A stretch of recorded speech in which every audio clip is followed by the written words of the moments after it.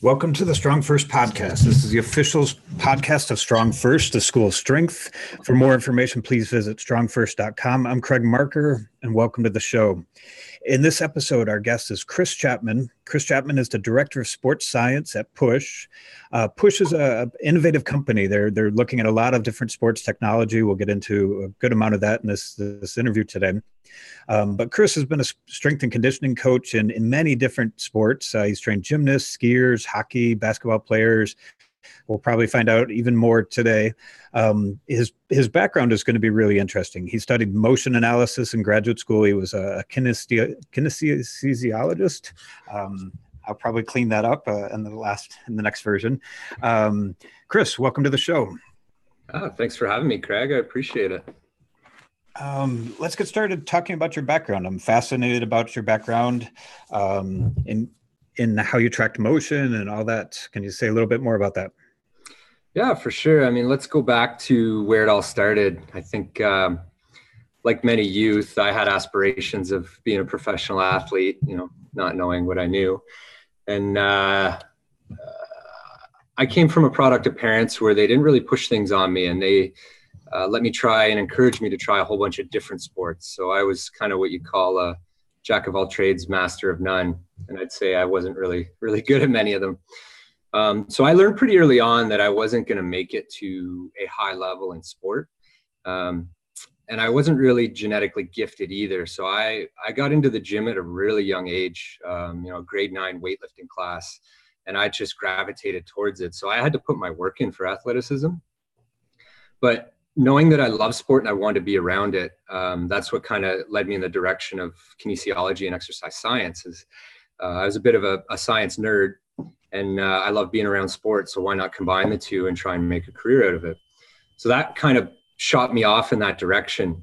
And it was just from there, I kept exploring the different facets. I started as an athletic therapist first, more around helping people. But as time went on, I just found myself living in the gym. And if I was spending all my free time doing it, why not try to make a job out of it? So I decided to put all my chips in, started personal training, which I think is a great spot for anyone, because you learn a lot about how to interact with people one-on-one and how to present yourself and how to, it gives you the fundamentals for coaching. If you can't coach someone one-on-one, you're not going to be able to coach a group of people. And then I kind of latched onto my first mentor, which I think is extremely important in the whole process. I was about to leave McMaster, which is where I did my undergraduate. And it was very, very physiology focused. I'd done the personal training, but they brought in their first full-time head strength coach, and his name was Steve Lidstone. And I kind of said, you know what, that's kind of the job I want. So let's go meet with him and see what he has to say. And he was hiring interns and assistants. And I remember him telling me how he got to where he was, which was sticking to his mentor like glue and just bugging him to a point where, he was annoying. And I basically said, you know what, I'm going to do the exact same thing to you. And so that's kind of where the whole strength conditioning piece blossomed for me. Through personal training, I learned that the athletic side was where I wanted, because you get to deal with a lot of different people, clients, ages, stages. And I know sport, again, was where I wanted to be. So Steve really took me under his wing, and I just learned as much as I could, stuck to him like glue. And when it came time to fly the coop, I was one of his first proteges. So he passed a lot of his provincial and national teams he was working with at the time onto me, because he didn't have time to continue with them. So I basically owe most of my career to this guy, and I'm thankful every time I bring him up. But that's kind of where my background began. And I'm getting a little off here, but the motion piece part came in. Trained as an athletic therapist, and in the early 2000s, when FMS and movement screening was becoming a thing, I got really into it. But I still had a lot of questions, and everyone was observing movement and qualitatively measuring it, but no one was really quantifying it. And I just had this knack to understand, how do you measure this stuff using gold standard methodologies? And then that's what drove me to graduate school in biomechanics. Now, concurrently during this time, I was working at the Canadian Sport Institute, which is be the equivalent of the USOC or the English Institute of Sport. It's our government branch that supports our Olympic athletes. So I already had, 6 years of training Olympic athletes under my belt. But I decided, you know what, I'm going to go back and learn how to measure this stuff using motion capture, using force plates, and really diving in, trying to model like joint torques and joint forces. And instead of looking at the body as a single dot, which we do a lot of the time, trying to break down what's happening under the hood. You know, motion is what we see, but we can't see the forces that create that motion. So trying to understand and model this stuff. And I learned more than I ever expected doing that. And not so much answering a lot of the questions I had, but more so around what I can and cannot say. So things that I cannot infer when I'm coaching. Just because this movement looks like that doesn't mean it's this muscle specifically, because there's so many different dynamic problems when you're talking the musculoskeletal system. So many muscles have the ability to produce a moment of force or emotion that our eyes, we actually can't see this stuff. So yeah, that's a bit of a Cole's note to my background and how I got to where I am. That's awesome. And I want to get into it a little bit more. It's just fascinating to me. So with motion analysis, like just talk about the process of, so there's a few cameras on the person. And then afterwards you just do a lot of data analysis, putting dots on people and just measuring their motion, or what exactly do you do to get that to work?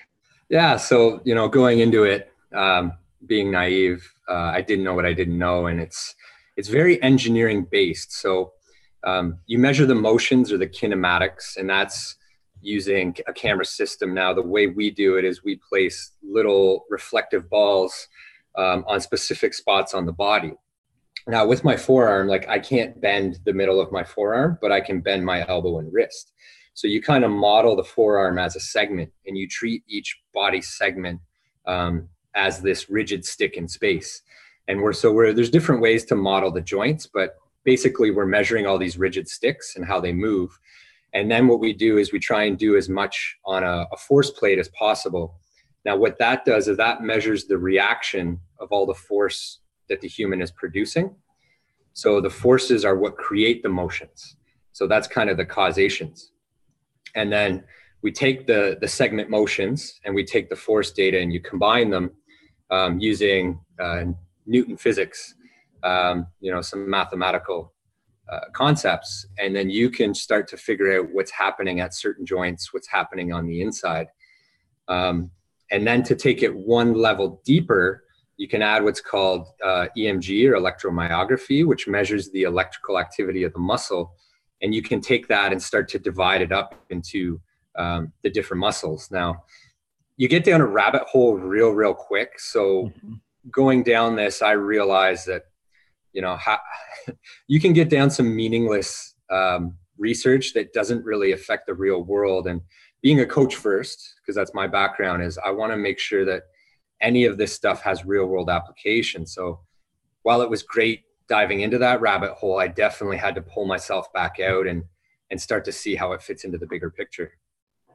Excellent. And, one thing I wanted to capture there was just the minutia of the data. I mean, you're collecting things at, thousands of millihertz, which is, thousands of measurements per second.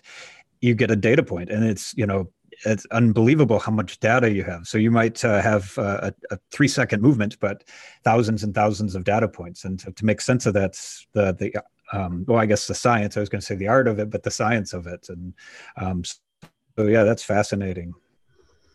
And I mean, as a coach, I don't have a crazy math background. You're probably a way better mathematician than I am, but we're at a point now where software is very robust, that it can do a lot of the heavy lifting with the processing. In my supervisor's days, you had to hard code everything yourself. And so you were essentially a computer programmer. Whereas now there is software that does the heavy lifting. And the main one I used was Visual 3D. But you still have to know the consequences of your clicks. So you still have to know what is happening under the hood. And that's also an issue nowadays, is because of all these software, a lot of people are button clickers. So there's pros and cons to both, but it does allow trained people to start to answer questions that we couldn't answer before because we can handle this large amount of data. Excellent. Now you were working with high-level athletes, right? When they probably moved well, or did you look at injuries and those type of things? In my research, it was more learning methods. So I just looked at general exercisers for most of my stuff. And, I tried to implement some of this at the athlete level, but that type of lab technique isn't realistic in the daily training environment. And I wasn't able to build it to a point where I could do this stuff. Now, there are advances in technology. We're starting to see markerless motion capture, where it's just like Kinect cameras or static cameras, and you don't need to put anything on. So I think that's definitely the direction things are going, where it makes it more usable in the daily training environment. Now, that kind of is what led me to working with Push, in that it's a tool that takes all this lab stuff and now makes it, we can't get nearly as accurate or granular, but we can be very applied and practical for the daily training environment, and it makes it accessible. And that's kind of where I like to play is, you have all these kin students that learn lab stuff. They learn motion capture, they learn VO2 carts. But as soon as they go into the real world, chances are is A, they're not going to really use this stuff, and B, they can't afford to buy their own because these things cost tens to hundreds of thousands of dollars. So it's about trying to make this stuff usable and bring it to the real world, where it's functional, it's actionable, and it's affordable of all things, removing barriers to access. That's awesome. And yeah, I guess I would love to, I think we'll geek out a little bit on technology, and we'll get into the push band. But before we do that, can we talk a little bit about physics? I'm not going to give you a physics quiz, but can you just say what the difference between speed, acceleration, velocity, and power? So we just define some terms, and then as we throw them out when we talk about technology, people understand what we're talking about. For sure. So, most of those concepts are related. So we'll start with displacement or distance. So say you do a squat, you have a bottom end range of motion and a top end range of motion. And that's the distance you traveled. Now, if you take it and divide it over how quick you did it, so the time, that gets you velocity. So that's your speed or how fast you did that squat in. So it's the distance over the time. Now, if we take that again and divide that over time, that's your acceleration. So that's how fast you got up to speed. So there's how far you moved, how fast you moved, and then how quick you were able to get up to that fast speed. Now, in the weight room, you can break it up into two components. You have your force side, which is your heavy loads, which are going to move pretty slow. A maximum load is isometric. It's not moving. You're just pushing against an immovable object. And then on the other end, you have your speed end, which is very light loads moving extremely fast. So in the gym, there's that whole spectrum of in between. And then when we talk power, it's almost the intersection of these two things. It's strength times speed, and it happens somewhere around the middle. So most people in the strength conditioning world call this the power continuum, or speed strength continuum, or force velocity curve. There's a lot of different names. But once you understand where everything lies on the curve, depending on what your goal is, you can focus your training to certain parts of that. If that makes sense. Awesome. Nope. Awesome. Really awesome description. I've got two questions to follow up on that. So, one of the things is about acceleration, how quickly you're moving your speed, that you defined it a little bit better. But let's, one thing I've heard in deadlifts and Olympic lifts is that you're accelerating. So you're not at full speed from the beginning. You're starting off slower and getting faster as you go through the movement. Is that the case, or is that what you're aiming for with those type of movements? I think generally, yes. Now, the thing about say deadlifts and Olympic lifts is there's a lot of variation in technique, and I don't pretend to be a world expert. I've coached this stuff and trained this stuff for athletic performance, not for competitive Olympic weightlifting. However, I've learned few different styles, a few different countries and the way they do it. And I mean, you look at some of the Asian lifters and they're basically pulling the bar straight up with super externally rotated feet and just some super interesting techniques. But I think ideally, to get that mass as high as possible, you want it to move it as fast as possible. Now, if that speed is all at the bottom, that's not going to help you get it up, because you still have to, in some cases, at least the style I learned, you have to get the bar around the knees or push your knees behind. So yeah, you want it to be moving as fast as possible at the top, because you want to accelerate that mass. Once you get a mass moving, it has momentum. So the faster you can get that bar moving, the more work it's going to do for itself, if that makes sense. And then you want to get under it. So it also depends, again, your goals. Like if your goal is max strength or powerlifting, like you can take as long as you need to get that weight up. You just have to get it up. Tension or force is the goal there.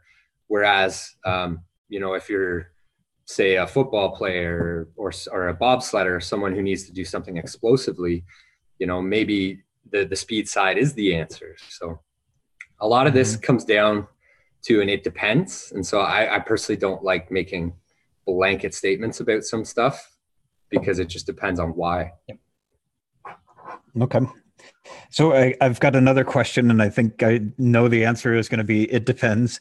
But, when, like, let's say kettlebell swings, we've talked a lot about this, and, we could do really heavy swings. We still need, we need enough power to explode with our hips and do things like that. Or we can go really, really light and move it as fast as possible. And sort of in between is where we have max power. How would you recommend people finding that place where they can generate the most power? Yeah, it's interesting. If you dive into the literature, there actually isn't a ton of research on kettlebell stuff. When I dove into this a while ago, I was actually surprised at how little there is. And the few studies that are out, I think, a gentleman by the name of Jason Lake at the University of Chichester has done, his name tends to come up the most. And he did one study where he compared kettlebell lifting at 16, 24, and 32 kilograms. He was doing a two-handed swing, and then looked at back squat at 20, 40, 60, 80% of 1RM, and then looked at a jump squat that was loaded as well, trying to compare the mechanical demands. Now, we can go heavier than a 32 kilogram kettlebell, but what he found was that, what you'd expect, the lighter bell moved faster, but higher power was done at the 32. And it'd be interesting to see if you went heavier, where that power drops. Without any sort of measurement tool, it's going to be somewhere in the middle between 35 and 60, 65%. So a good place to start would be your 50% of your 1RM swing. Now, knowing the principles of maintaining good technique, which is one of the main tenets of StrongFirst. So yeah, that would be an easy way. But part of the whole point of why I've gone to push is to help give coaches tools to do this kind of stuff. With it is an accelerometer that can measure your velocity and power in the weight room. So we can actually measure this stuff directly. So if you had a tool like push, what you could do is do an incremental test. So start at a light kettlebell, whatever is extremely light, do 5 swings with as maximum intent possible, and then just go up every 4 or 8 kilos until you get to your max 5RM swing.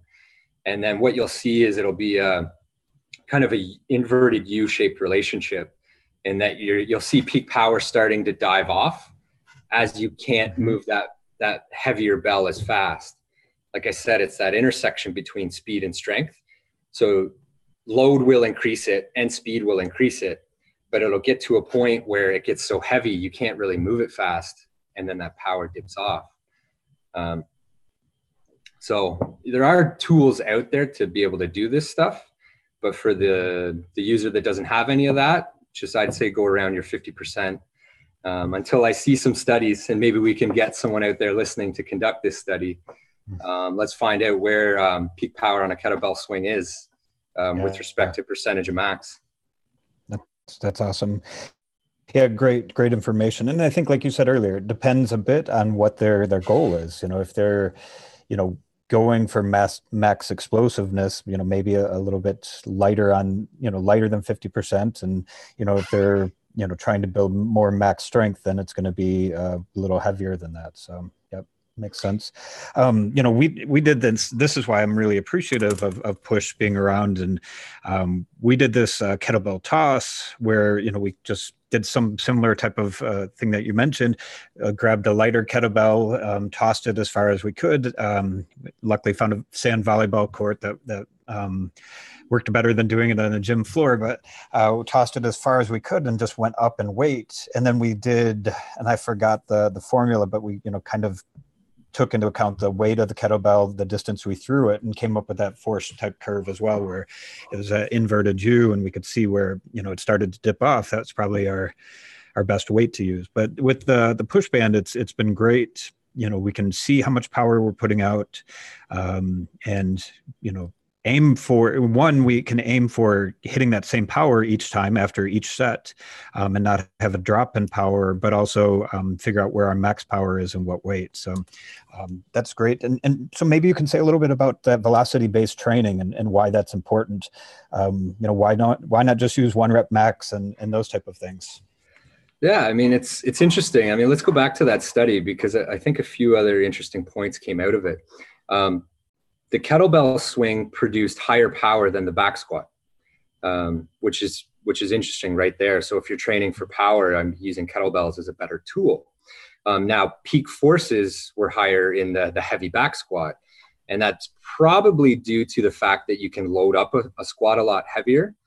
So, and StrongFirst does the barbell work as well. They understand this. I mean, you guys teach a lot of this stuff. Additionally, so it's, the right tool for the task. I think what was interesting though is the kettlebell swing had the highest impulse. Now, what that is force over time, or that rapid, it's how quick you can produce force. It was higher than both the jump squats and the barbell. So for a rate of force development, or how quickly you can produce force, which is arguably one of the biggest keys for athleticism, the kettlebell was the best tool for the job. Interesting. Which, yeah, it's super interesting stuff. The other area that, and I know you and I have discussed this before, that I find super fascinating is this idea of mechanical work, and how much work you can do using kettlebells, or say like a strong endurance type protocol. I've experimented with some of this stuff myself using the push band, and because we also quantify work with it, that's how far you move, the displacement times the force, and the force is the mass times the acceleration, which is what we measure directly. So what I've been finding, I was comparing some of your protocols versus traditional strength and power barbell work. And it's fascinating, because if I equated the load done, the volume load, as much as possible, I would do way more work using a strong endurance or kettlebell protocol. But the fascinating part too was my rate of perceived exertion.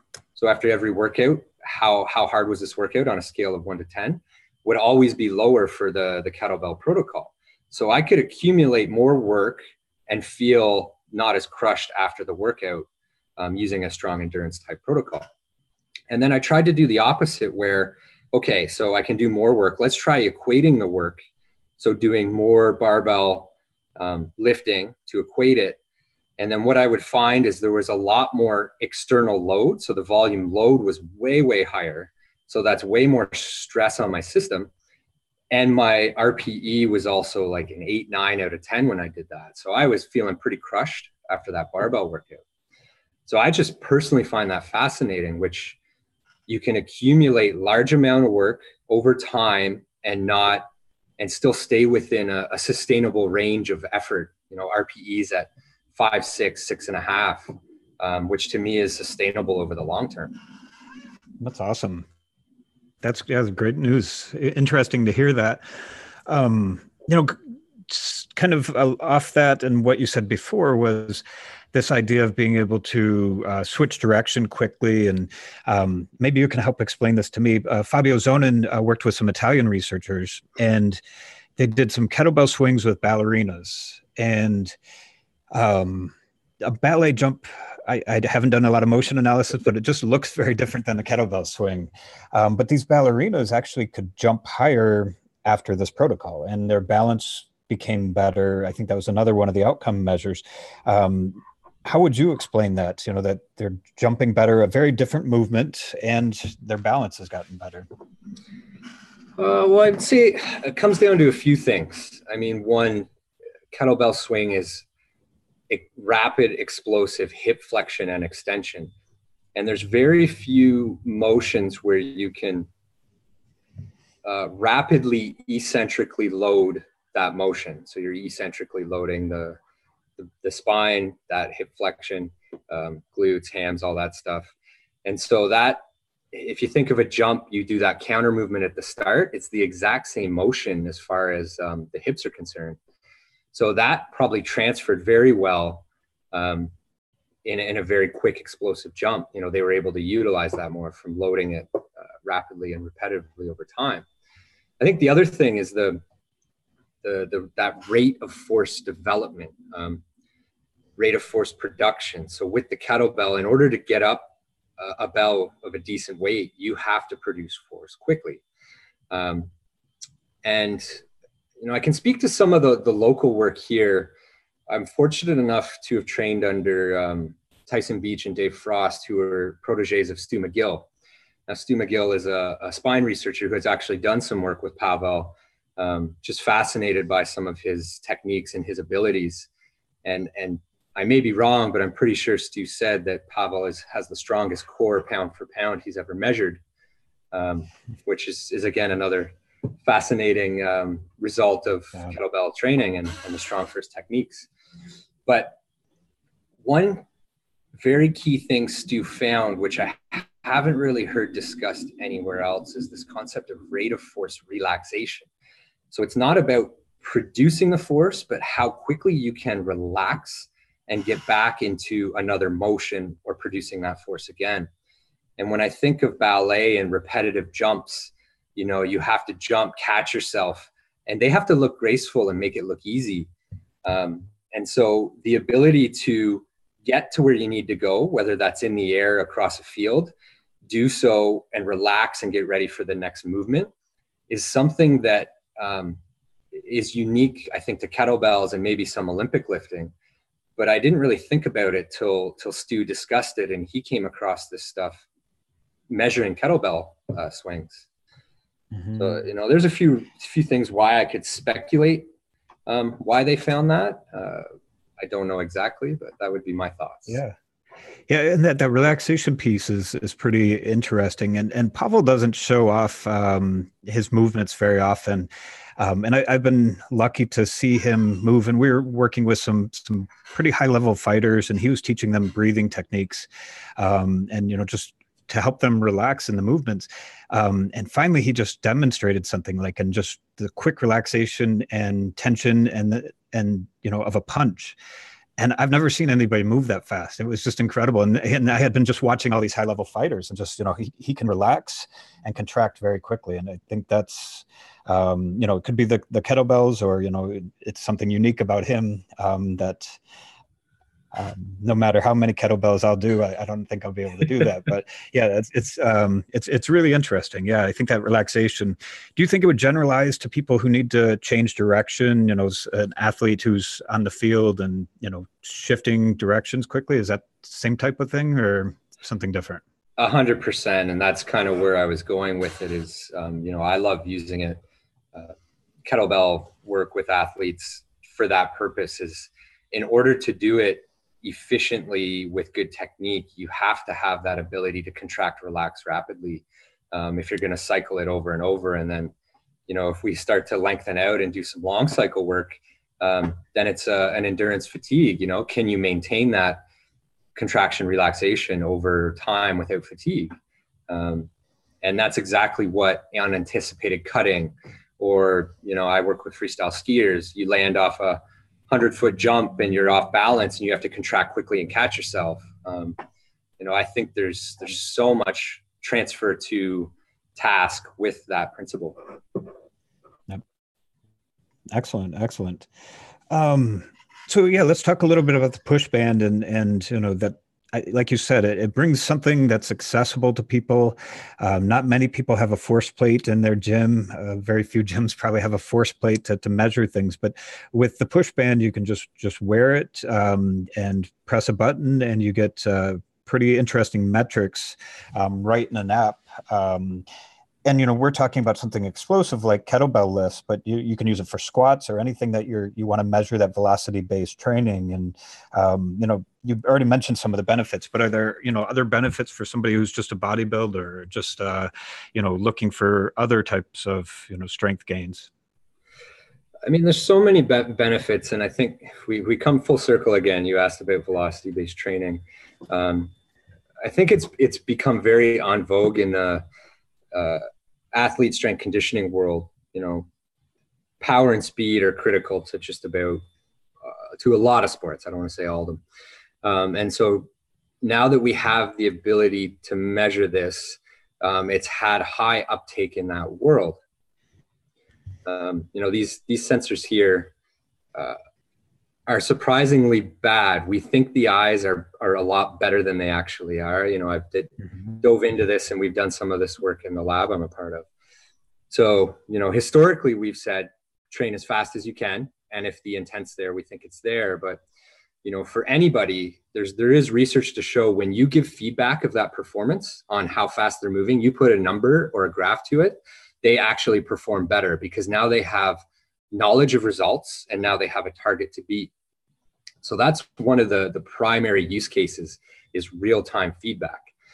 Mm-hmm. Now, I would say another primary use case is staying out of fatigue. So this concept of auto-regulation, or how the individual is doing in a given day. You know, if I make a program for 30 people, someone may have had a bad sleep, or they're sick, you know, or there could be a million reasons why someone shows up to the gym that day and they're not feeling great and they're underperforming. So if I give my program to 30 different people, they're not all going to react to it the same. So the concept behind auto-regulation is the program is for you on that given day. Now, if we can monitor velocity or power, what you can do is set a cutoff. And this is one of the main ways it's used. So let's say 10% cutoff. So you walk into the gym today, we're not prescribing reps. It's when you hit 10% of your max speed, we're going to cut you off because that shows us fatigue is happening and we want high quality work. So, you know, I may come in the gym, yeah, I'm feeling great, and I'm able to get 10 reps of high quality work. And then you come in, you know, you had a rough day at the office and you can only get 4 in, but all I did was say, we're going to cut off at 10%. And so every day it's going to how you are showing up to that workout and how you're performing. So I think that can be applied to just about anyone.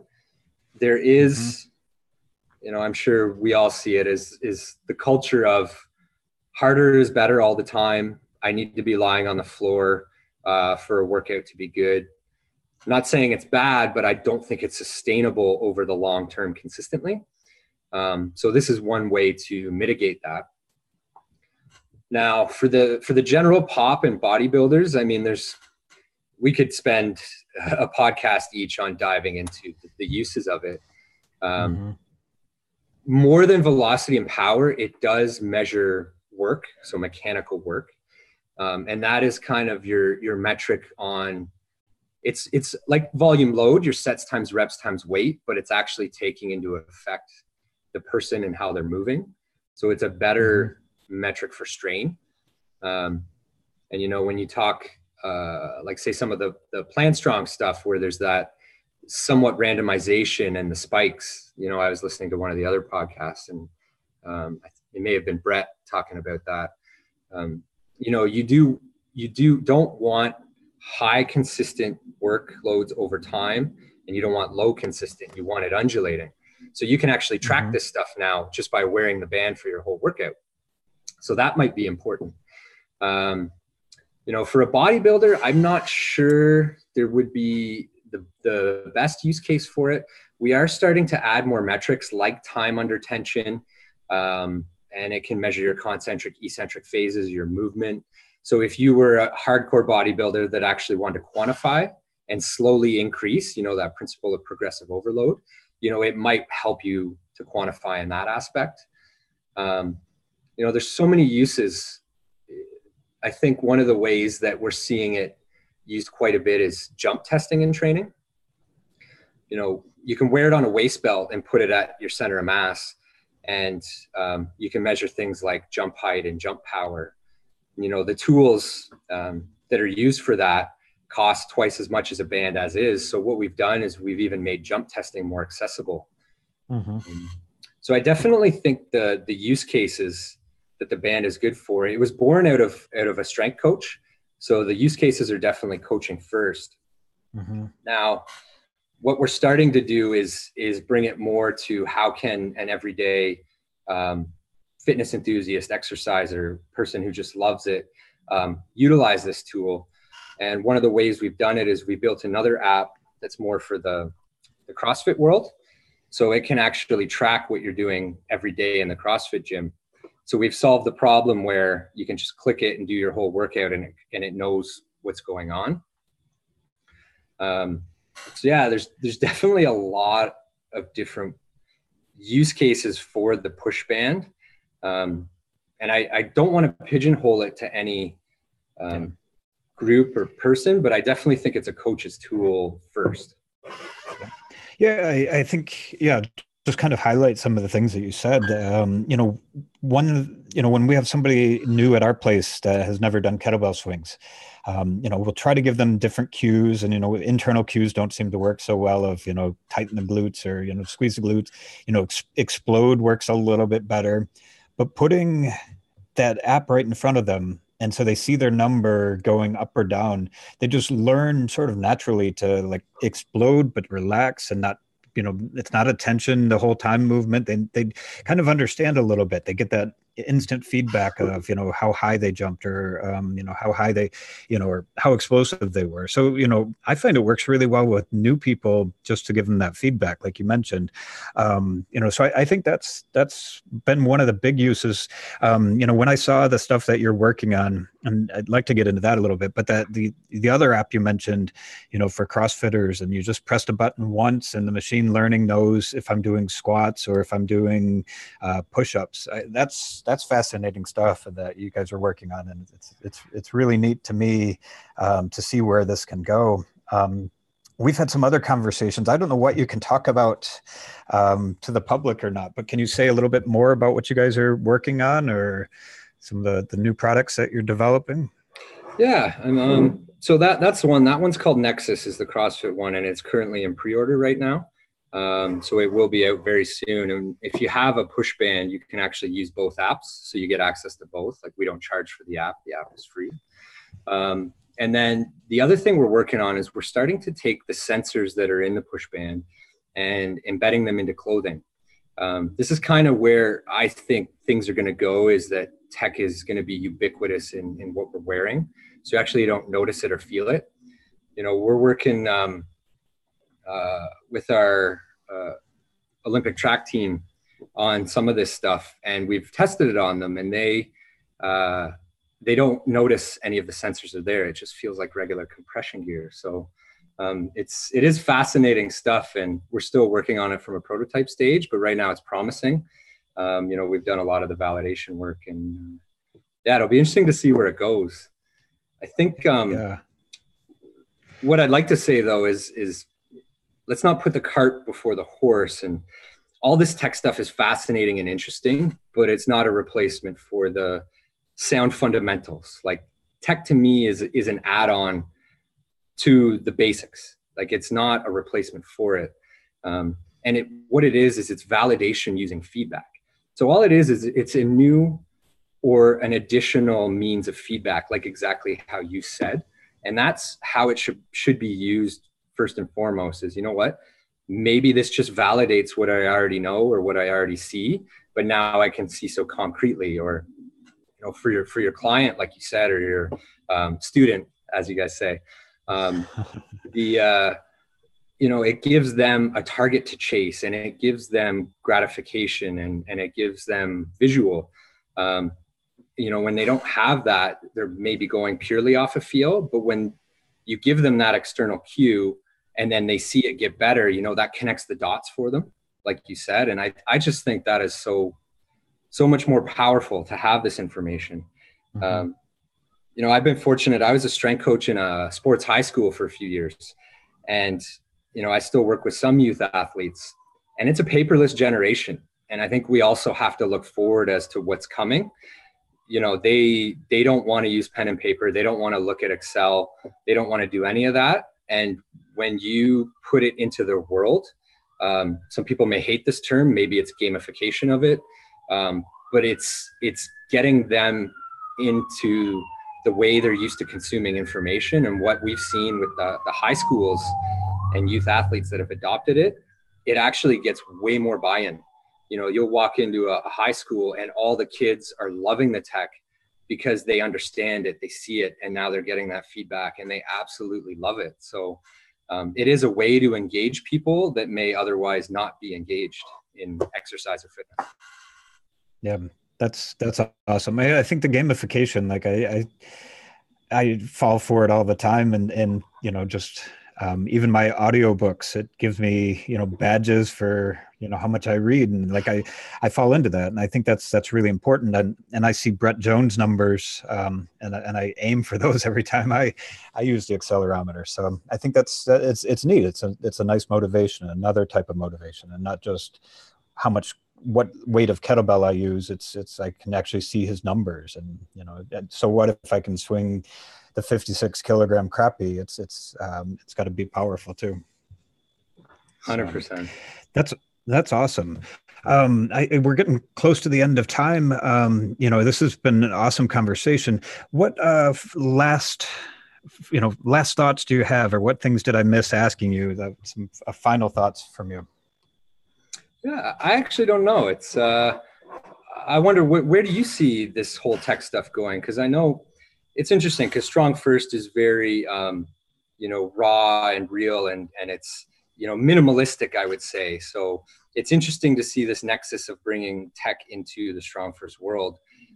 Like I said, I think for the future in the youth, I don't see it going anywhere, but I'm just curious to hear your thoughts on how you see it fitting into StrongFirst.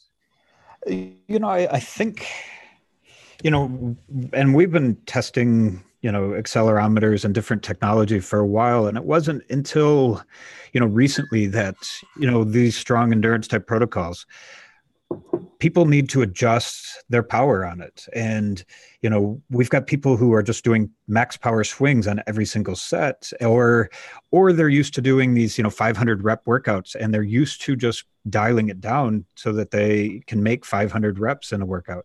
I think we needed some sort of metric that people could see how much power they're putting out, and, have those goals. So for us, we like to be minimalistic, and, having a simple kettlebell is all we need. But if we can, we needed that other feedback, in a way,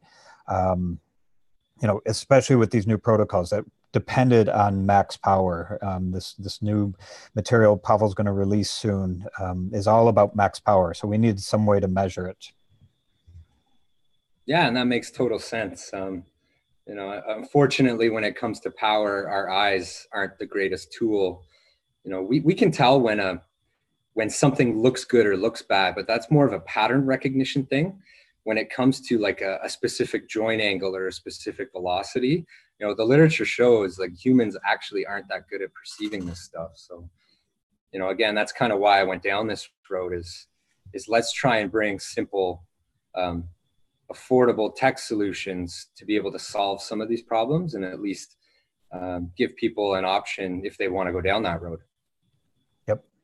Yeah. And I think the big thing with tech, like you mentioned, it doesn't get in the way of your training. I'm not going to be sitting staring at the app the whole time. I can just, press the button when I start my set, press it when I end, or, with the Nexus system, just press it once.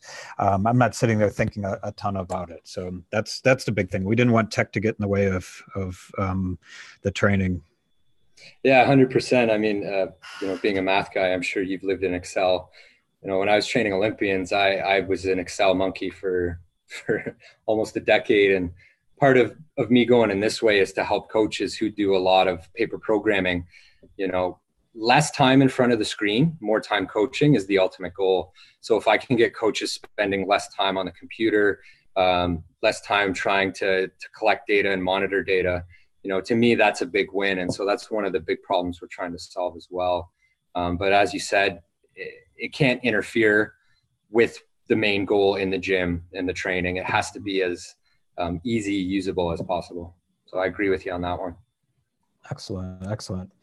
Well, Chris, this has been an awesome interview. I'm excited. I'm looking forward to another time we can get dinner and talk about these things. But, we'll be in touch talking about the products and new things that you're developing. But I thank you very much for being on this and giving us some great information.